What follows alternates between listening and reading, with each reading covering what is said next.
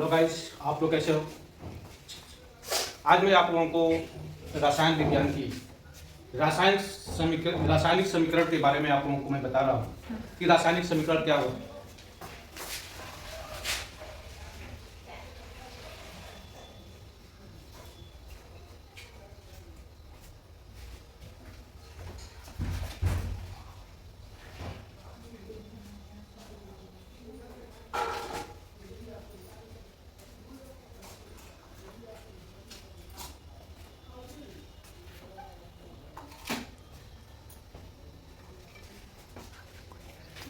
जैसा कि आप लोग देख पा रहे हो, रासायनिक समीकरण को यदि देखा जाए तो यह दो पार्ट से मिलकर बना हुआ है। एक आपका रासायनिक और दूसरा समीकरण। अगर हम इसको तोड़ने की कोशिश करें तो ये दो हिस्सों में टूट जाता है, एक रासायनिक और दूसरा समीकरण। हम यहाँ पे रासायनिक का अर्थ लेते हैं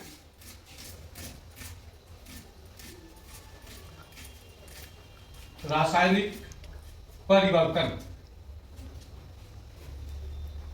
रासायनिक परिवर्तन मीन्स केमिकल चेंज।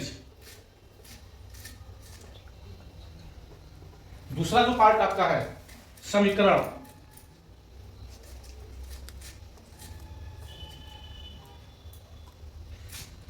इक्वेशन। सामान्य रूप से समीकरण का अर्थ होता है प्रतीकात्मक प्रदर्शन। प्रतीकात्मक प्रदर्शन मीन्स सिंबॉलिक रिप्रेजेंटेशन।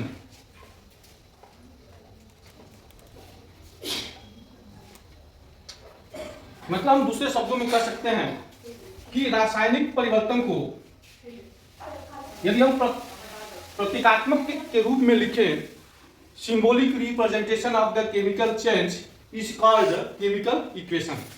रासायनिक परिवर्तन को प्रतीकात्मक रूप में प्रदर्शित करना, लिखना, व्यक्त करना ही क्या कहलाता है? रासायनिक समीकरण कहलाता है। अब हम अगर रासायनिक परिवर्तन की बात करते हैं तो यहां पे हम दो चीजों का ध्यान रखते हैं। एक अभिक्रिया होने की पहले का पदार्थ, दूसरा अभिक्रिया होने के बाद का पदार्थ।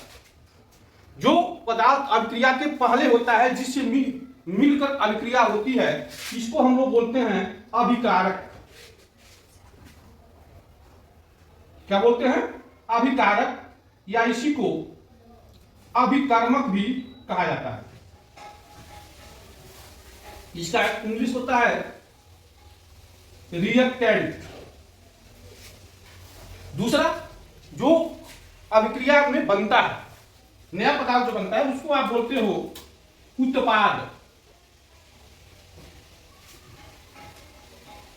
इंग्लिश होता है प्रोडक्ट। मतलब एक जब हम रासायनिक समीकरण लिखते हैं तो उसमें दो चीजों का समाविष्ट होना बहुत ही आवश्यक होता है।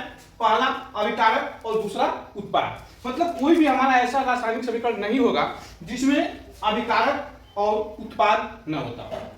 जैसे हम लेते हैं, आप एक जस्ता चूर्ण ले लीजिए जिसका सिंबल आपका Zn होता है, और इस पे आप सल्फ्यूरिक एसिड जिसका सूत्र H2SO4 होता है, जब आप इसमें मिलाते हैं तो आपको जिंक सल्फेट बनता है ZnSO4 और हाइड्रोजन गैस निकलती है।